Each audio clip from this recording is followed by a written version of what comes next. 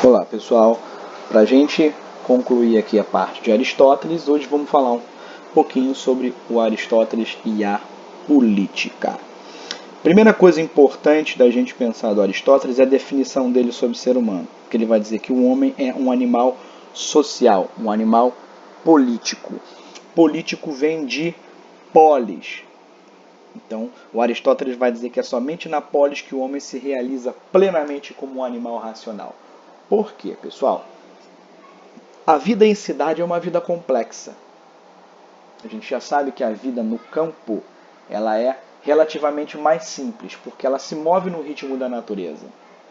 Colher, plantar quando é necessário, colher quando é possível, obedecer aos ciclos da natureza. Então, em geral, é uma atividade repetitiva. E por mais que exija, obviamente, inteligência, nesse momento do mundo que a gente está falando do Aristóteles, 2000 e tantos anos atrás, não é uma atividade relativamente complexa.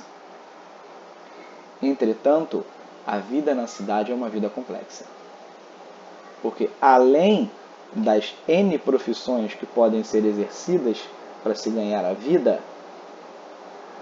na polis, na cidade, daí política, ela exige racionalidade porque nesse momento os gregos eles já são senhores da sua política.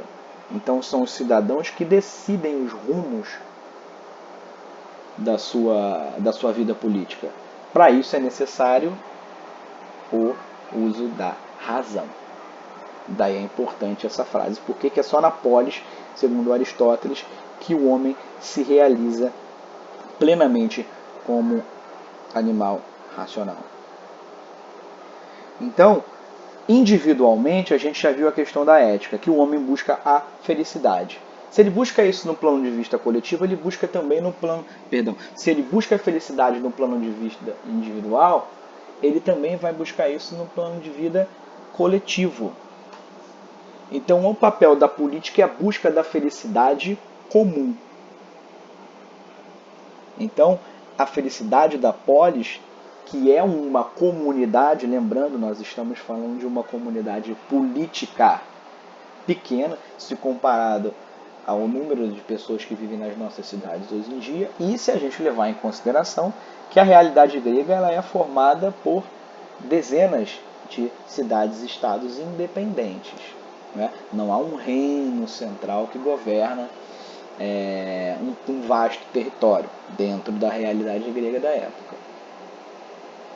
Então, cada polis, cada cidade terá o seu caminho para a busca da felicidade.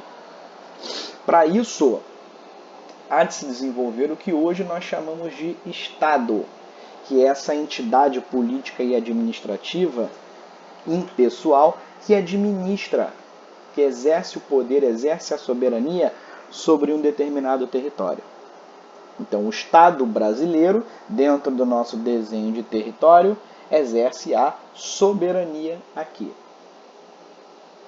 Porém, esse Estado ele é composto por pessoas que ocupam determinados cargos, que têm determinadas competências. Competências, nesse caso, é capacidade de fazer, a possibilidade de fazer.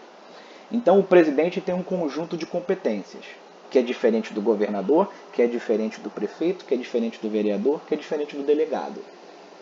Então, todo esse conjunto de órgãos compõe o Estado e tem as suas funções específicas. De acordo com Aristóteles, esse Estado é uma realidade natural do ser humano, porque, afinal de contas, é necessária uma organização mínima, né? Ainda que seja mínima ao máximo, mas não é uma discussão do Aristóteles, mas é necessário uma organização política para que a comunidade se sustente. Então pense, por exemplo, é necessário a figura do juiz para decidir uma demanda entre duas pessoas. Se é o juiz que decide, e o juiz é um funcionário do Estado, se ele que decide, esses dois homens não vão precisar resolver a sua demanda de uma forma violenta. O Estado decide. O Estado resolve baseado num conjunto de leis que é igual para todos. Então reparem, não é o mais forte que vai vencer. Idealmente, quem vai vencer é aquele que está certo perante a lei. Isso é racional. Isso é uma expressão da natureza política do homem, segundo o Aristóteles. Então reparem bem, como ele coloca a coletividade como mais importante que o indivíduo. Porque se eu estou em uma demanda com outro indivíduo, eu quero ganhar e o outro indivíduo também. Mas é a lei que vai pautar a disputa. Por quê? A lei, ela se impõe a toda a coletividade. Não tem a ver com o mais rico, o mais pobre, o mais inteligente ou o menos inteligente. Tem a ver com a lei.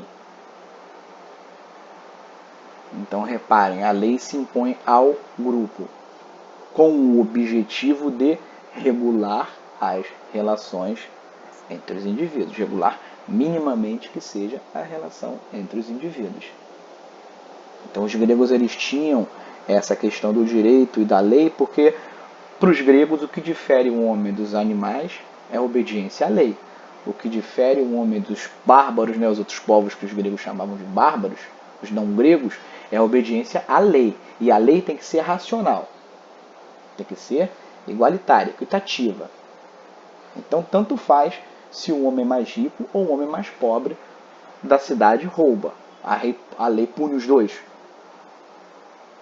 Então, isso é importante da gente pensar. Então, para o Aristóteles, o Estado é essa instituição, ela é por meio da qual se efetua essa satisfação das necessidades humanas.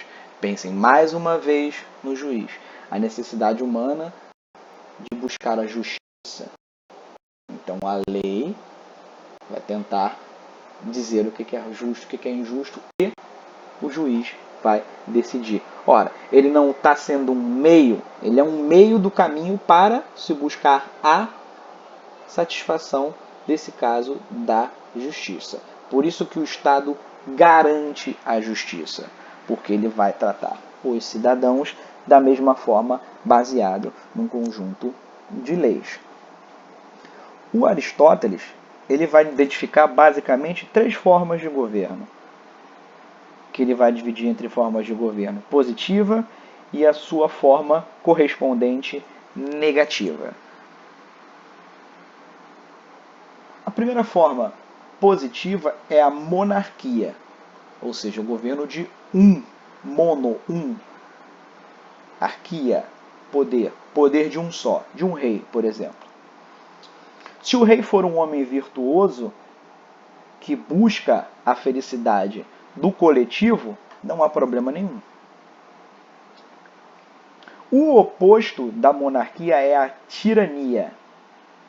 Ou seja, o tirano é aquele que governa sozinho, no entanto, ele não governa para o benefício da coletividade. Ele governa para o seu benefício próprio ou de um grupo de pessoas que o cercam. Essa é a forma, a tirania é a forma corrompida da monarquia. A segunda forma que o Aristóteles identifica é a aristocracia. Aristos, do grego melhor, cracia, poder, o poder dos melhores, dos mais competentes. Se esse conjunto de indivíduos governam para o bem coletivo, ótimo, esse é o objetivo adequado. No entanto, a forma corrompida da aristocracia é a oligarquia, que se olhe poucos, arquia, poder, governo de poucos.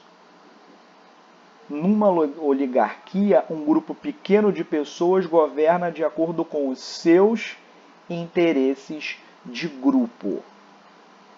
Obviamente, é prejudicial. E, de acordo com Aristóteles, a preferência dele, existe a terceira forma, que era a democracia, que é um governo do demos, né? Demos significa um conjunto de pessoas, mas a gente traduziu como poder do povo. Lembrando que a democracia grega ela é muito restritiva, né? Somente a homens livres, filhos de pai e mãe de uma determinada cidade e maiores de 18 anos. Mas, uma vez cumpridos esses pré-requisitos, todos são iguais, o mais rico e o mais pobre. Todos têm exatamente a mesma voz.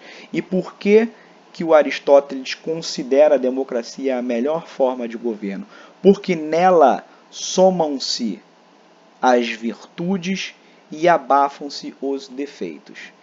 Então, se eu sou virtuoso em uma determinada prática, porém tenho defeito em outras, na democracia as minhas qualidades, as minhas virtudes se sobrepõem e os meus defeitos eles são sanados porque outras pessoas com outras competências podem resolver. De um exemplo muito simples, digamos que eu seja muito bom em contabilidade e não seja tão bom em estratégia militar. E o outro sujeito que é bom em estratégia militar não seja bom em contabilidade. As nossas virtudes se somam e os nossos defeitos são complementados um pelo outro.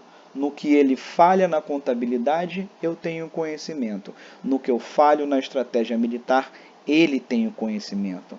Então, reparem, nós somamos os nossos conhecimentos para o benefício coletivo. Então, por isso que o Aristóteles considera a democracia a melhor forma de governo.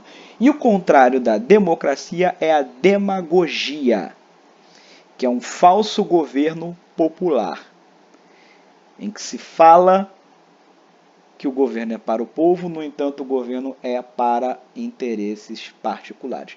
A figura do demagogo é muito comum na política brasileira, por exemplo. O sujeito que diz que governa para o povo, no entanto, governa para os seus interesses particulares ou para um grupo de pessoas que o cercam. Tudo isso sobre o império da lei, disfarçado de democracia. Então, reparem, não é a tirania. Ele não está governando sozinho. Não é a oligarquia. Ele não está governando com poucos. Ele está governando para poucos. Então, é importante a participação dos cidadãos, e daí ele enfatizar a participação dos cidadãos na democracia para a busca da felicidade comum, já que individualmente nós temos as nossas concepções de felicidade, mas coletivamente também podemos construir. Então, o homem virtuoso ele contribui para a melhoria da polis. Então, reparem, ética e política em tanto Sócrates, Platão como Aristóteles e muitos pensadores, até Maquiavel, ética e política são indissociáveis. Ou seja, não tem como fazer política sem pensar na ética. E com isso terminamos aqui o nosso conteúdo sobre política em Aristóteles.